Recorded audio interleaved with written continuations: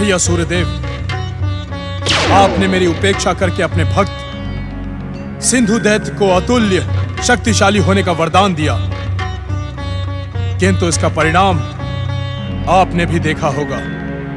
परम देव श्री महागणेश की कृपा से आज भी मेरा स्वर्ग सुरक्षित है। भविष्य में मुझे चुनौती देने की भूल कदापि न करना।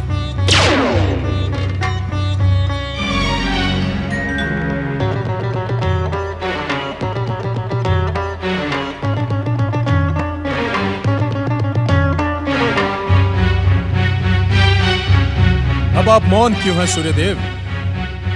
क्या आपके भक्त सिंधु दैत्य की असफलता आपको मौन रहने को विवश कर रही है?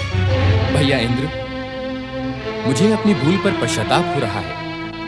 आज मैं ये समझ सका कि भाई भाई के मध्य शत्रुता का परिणाम कभी भी शुभ नहीं होता। सत्य तो यह है देवराज कि मैं सिंधु को वरदान देने के लिए विवश था। यदि तपस्या और आराधना का प्रतिफल न दिया जाए तो संसार में तपस्या और आराधना की परंपरा समाप्त हो जाएगी। जब सत्य की परंपरा का आपको ज्ञान है तो पश्चाताप क्यों? वरदान देते समय मैंने ये नहीं सोचा था देवराज कि एक असुर अपनी असुरता कभी नहीं छोड़ सकता। सिंधु ने मुझसे वरदान पाकर देवाधिदेव महादेव पर आक्रमण करने का दुस्साहस किया और श्री महागणेश के अवतार मयूरेश्वर ने उसे उचित दंड दिया। भैया सूर्यदेव, आपको अपमानित और प्रताड़ित करने के लिए मैं व्याकुल था, किंतु आपसे भेंट होने के पश्चात आपके विराट व्यक्तित्व से मेरा परिचय हो गया। आपने अपनी भूल मानकर भाई भाई के संबंधों को और दृढ़ कर दिया। मेरा प्रणाम स्वीकार करें। देवराज, स्वर्गाधिपति होने के कारण स्वर्ग पर आने वाले संकटों से सचेत रहना आपका परम कर्तव्य है, परंतु मुझे मेरे कर्तव्यों का भली भांति ज्ञान है।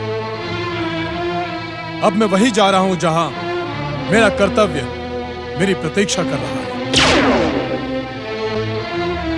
मैं जानता हूं भैया इंद्र, मैं जानता हूं इस समय आप देवांतक और नरांतक की तपस्या में बाधा पहुंचाने जा रहे हैं, परंतु यह अनुचित है। आपका यह प्रयास कभी भी सफल नहीं होगा।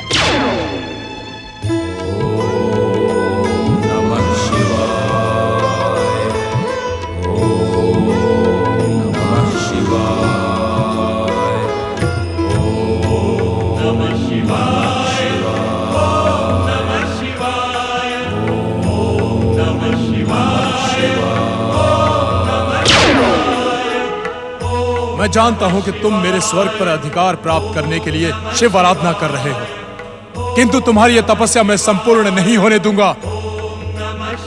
मेरा वज्र प्रहार सदा सदा के लिए तुम्हें नष्ट कर देगा। वज्र! सावधान इंद्र!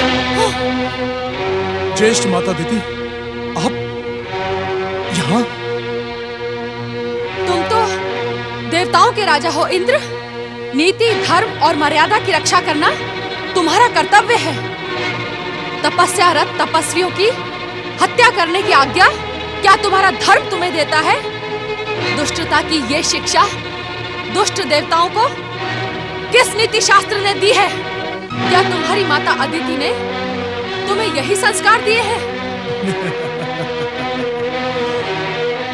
प्रश्न नीति, मर्यादा, धर्म, संस्कार का नहीं है माता।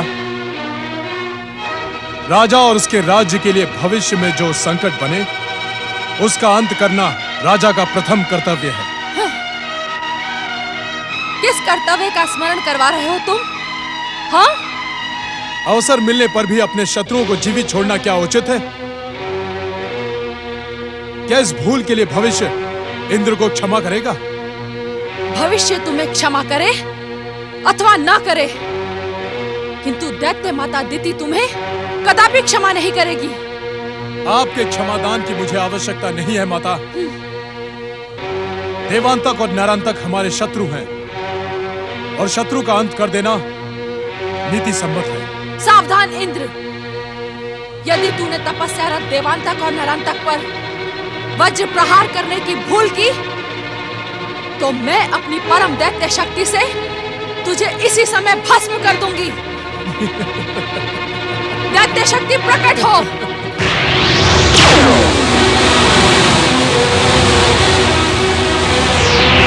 कायर इंद्र को भस्म करने के लिए अब तुम्हें निराश होना पड़ेगा दैत्य शक्तियों। जाओ, पाताल में रहकर मेरे आदेश की प्रतीक्षा करो।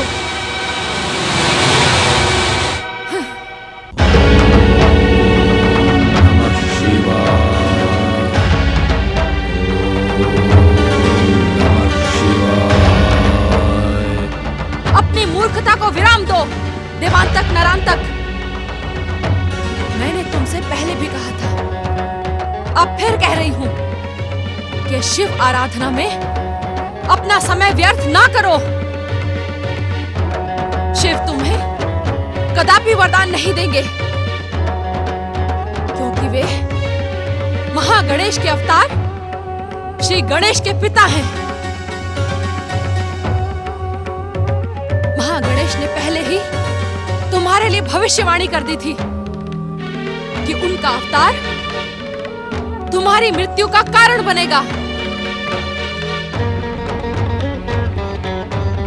इंद्र के वज्र से तुम्हारे जीवन की रक्षा करने वाली दैत्य माता अदिति ही तुम्हारी शुभ चिंतक है। हाँ, तुम्हारी शुभ चिंतक है। उसकी आज्ञा मान लेने में ही तुम्हारा कल्याण है। अपनी तपस्या को विराम दो मूर्खों। शिव आराधना का त्याग करो।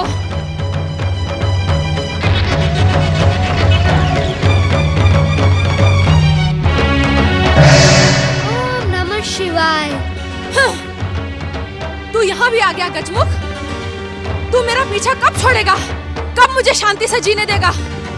ज्येष्ठ माता, आप भी तो इन दोनों का पीछा नहीं छोड़ रही हैं। मैं तो आपको शांति पहुंचाने के लिए प्रयास करता रहता हूँ। मैंने आपसे कितनी बार प्रार्थना की कि आप मेरी माता अदिति के साथ शांति पूर्वक रहें, परंतु आपके मन में तो नागिन जैसा क्रोध का विष भरा है। बहुत कट। उस नागिन जैसे विष के कारण ही आप पुनः क्रोधित हो रही हैं। अभी भी विलंब नहीं हुआ है ज्येष्ठ माता। मेरे साथ चलकर आप माता अदिति के आश्रम में सुख पूर्वक निवास करें। दुष्ट, हठी गजमुख, मैं तेरे हठ को भली भांति जानती हूँ। आज मैं तेरे हठ का उपचार करके रहूंगी। अभी अदिति पुत्र इंद्र भी अपनी मूर्खता का फल भोगकर यहाँ से कायरों की भांति अदृश्य हो चुका है। अब मैं तुझे तेरे हठ के लिए दंडित करती हूँ। क्रोध को तो आपने अपने जीवन का आभूषण बना लिया है। मैं तो आपको भविष्य के लिए उचित परामर्श दे रहा हूँ। तूने दैत्य माता अदिति को परामर्श देकर भयानक भूल की है। दुष्ट गजमुख, इसके लिए मैं तुझे कदापि क्षमा नहीं करूंगी। तुम किस किस को क्षमा नहीं करोगी दैत्य माता? सर्व पूज्य भगवान शिव से भी तुम द्वेष करती हो। इसी कारण इन दोनों को शिव आराधना छोड़ने के लिए कह रही हो, परंतु यह दोनों शिव आराधना कदापि नहीं छोड़ेंगे। इन्हें शिव आराधना छोड़नी ही होगी। मेरी आज्ञा मानकर इन्हें परम पिता ब्रह्मदेव जी की आराधना करनी ही होगी।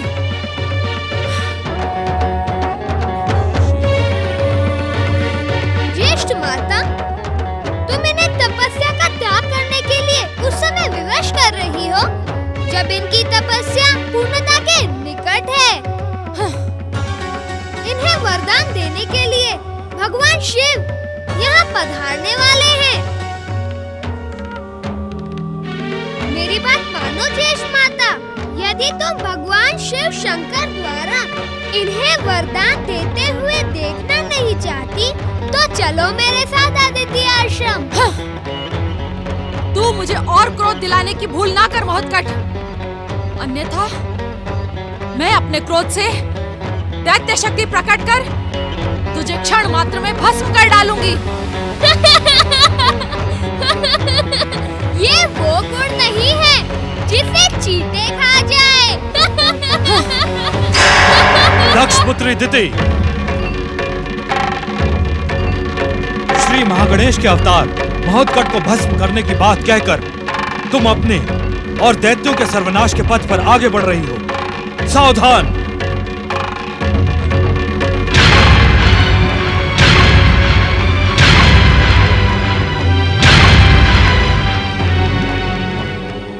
नमः शिवाय।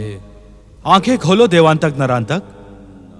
तुम्हारी निष्ठापूर्वक तपस्या ने मुझे यहां आने के लिए विवश कर दिया है।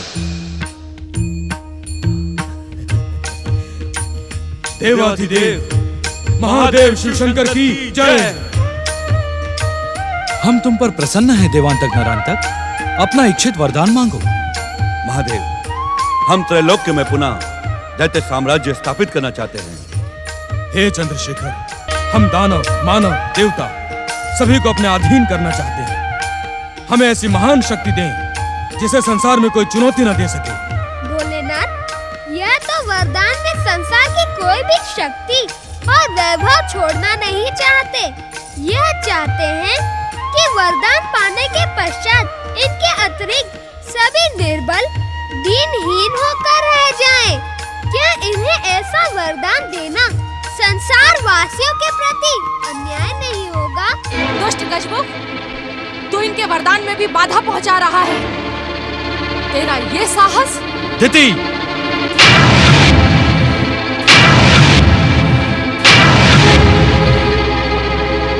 आपने हमें वरदान नहीं दिया महादेव। देवांतक नरांतक, हम तुम्हारी तपस्या से प्रसन्न हैं, परंतु हम तुम्हें ऐसा कोई वरदान नहीं देंगे जिससे संसार के सामने संकट जन्म ले। तुम्हें तुम्हारी तपस्या का फल अवश्य मिलेगा। कह दो इनसे, हमने जो मांगा है हमें वही चाहिए। इससे कम हम कुछ नहीं लेंगे। अन्यथा आप हमें वरदान दिए बिना ही यहाँ से लौट जाएं। ऐसा न कहो ज्येष्ठ माता, आपके कारण इन्हें कुछ भी प्राप्त नहीं होगा और निराश होकर यह दोनों अपने प्राण त्याग देंगे। देवांतक, नरांतक, आशुतोष भगवान शिव तुम्हें जो भी वरदान देंगे वह तुम्हारे हित में होने के साथ ही श्रेष्ठ होगा। तुम दोनों इनसे प्रार्थना करो कि हमें निराश न करें। जो हमारे योग्य हो वह हमें प्रदान करें। हम तुम्हें निराश नहीं करेंगे देवांतक नरांतक, और ना ही तुम्हारे प्रति कोई अन्याय करेंगे। हम तुम्हें अतुल्य असुर शक्ति के साथ इच्छानुसार रूप बदलने, असुर सेना प्रकट करने का वरदान देते हैं। वत्स नरांतक, आज्ञा महादेव। तुम्हारा अधिकार पृथ्वीलोक पर रहेगा। देवांतक, तुम स्वर्ग के अधिपति बनोगे, परंतु ध्यान रहे, यदि तुमने ऐसा कोई अन्याय और अत्याचार का आश्रय लिया तो तुम संहार के पात्र बन जाओगे। अरे मूर्खों, कम से कम शिव शंकर से अमरता का वरदान तो मांग लो। यदि अमरता का वरदान ना मिले तो कठिन मृत्यु का वरदान मांग लो। आशुतोष, यदि आप हम पर प्रसन्न हैं तो हमें ऐसा वरदान दें कि हमें देवता, दानव, मानव, त्रिदेव और त्रिदेवियों में कोई न मार सके। यदि आप हमें वरदान दें तो हम सदा आपकी महिमा का गुणगान करेंगे। तथास्तु।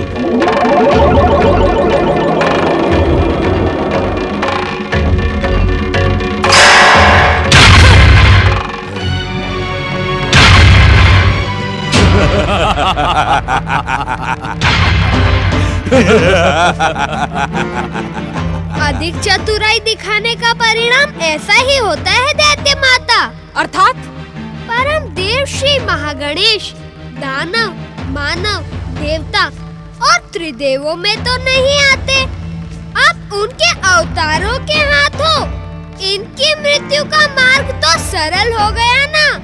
अभी भी समय है ज्येष्ठ माता, आप मेरे साथ अदिति आश्रम चले। दुष्ट गजमुख, तू मुझे बार बार अदिति आश्रम चलने को कहकर मेरा अपमान कर रहा है। अब आप चलना ही नहीं चाहती तो मैं यहाँ रुककर क्या करूँगा? प्रणाम भगवान शिव, आपके चित्त को शांति दे। स्वयं ही अदृश्य हो गया, अन्यथा मेरा क्रोध उसे उचित दंड देता।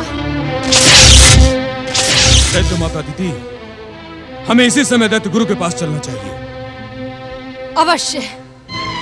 इस शुक्राचार्य की मूर्खता के कारण ही दैत्य जाति को भयानक हानि हुई है।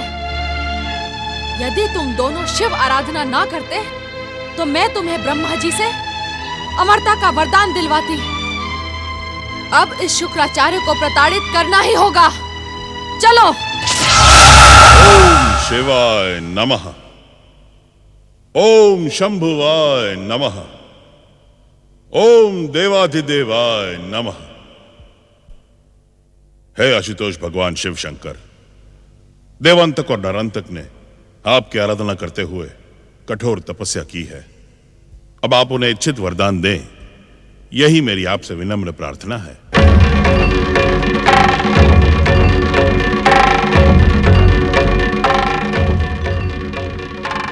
आपके आराध्य शिव शंकर ने देवांतक और नरांतक की कठोर तपस्या को अनदेखा करके उन्हें अनमना और अधूरा सा वरदान दे दिया है। देवांतक नरांतक, हम तुम्हारी तपस्या से प्रसन्न हैं, परंतु हम तुम्हें ऐसा कोई वरदान नहीं देंगे जिससे संसार के सामने संकट जन्मे। तुम्हें तुम्हारी तपस्या का फल अवश्य मिलेगा, परंतु ध्यान रहे, यदि तुमने ऐसा कोई अन्याय और अत्याचार का आश्रय लिया तो तुम संहार के पात्र बन जाओगे।